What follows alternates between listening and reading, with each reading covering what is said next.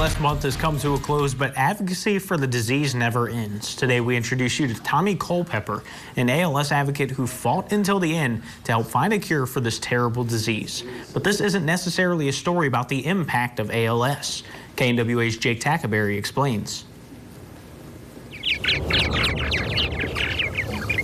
This isn't a story about loss. This is a story about love, devotion, and what love can look like in even the direst times. My name is Amy Culpepper, and I am a caregiver to my husband and a wife, and that's about it. My name is Tommy Edward Culpepper, Jr. Let's start from the beginning. In October 2011, Tommy Culpepper had a problem. It was his shoes. He'd bought a pair, but he didn't like them, so he reached out to customer service.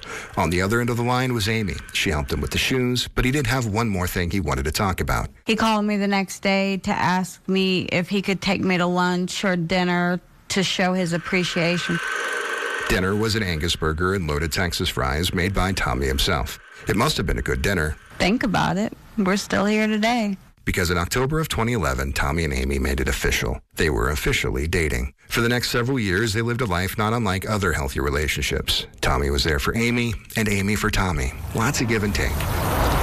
But in 2019, another lunch would bring news that would change that dynamic. We met up for lunch, and I shared with her everything that was told to me, didn't sugarcoat anything. And Tommy had already been feeling ill for a while. At first, it was little things like muscle twitching and weakness. He went to a doctor where he got a clean bill of health, but he knew something wasn't right. the weakness was still there. It was still there, and I tried to ignore it. After a while, Tommy knew he couldn't ignore it anymore. He knew something was off, so he again went to get medical attention. This time, Tommy got a different neurologist who ran a litany of tests, what Tommy called real tests. Then, some days later, while in a meeting at work, Tommy got a call from his doctor's office. Dr. Kaplan needs you to come in right away. We have information on your results. And I said, okay, is everything okay? She wouldn't tell me. Tommy excused himself from his meeting and left to hear the news that would change his and Amy's life. He closed the door, sat down, and I knew there was something. And that's when he started explaining a motor neuron disease, which is ALS. His doctor explained that there are two types of ALS, one that's treatable and one that's not. He explained that I have the motor neuron disease that's not curable, not treatable.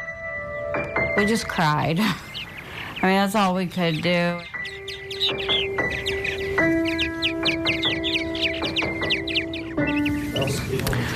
That was Jake Tackaberry with the first part of our series on Tommy and Amy's story. Now tomorrow night we'll share with you how Tommy used his voice to advocate for those who couldn't.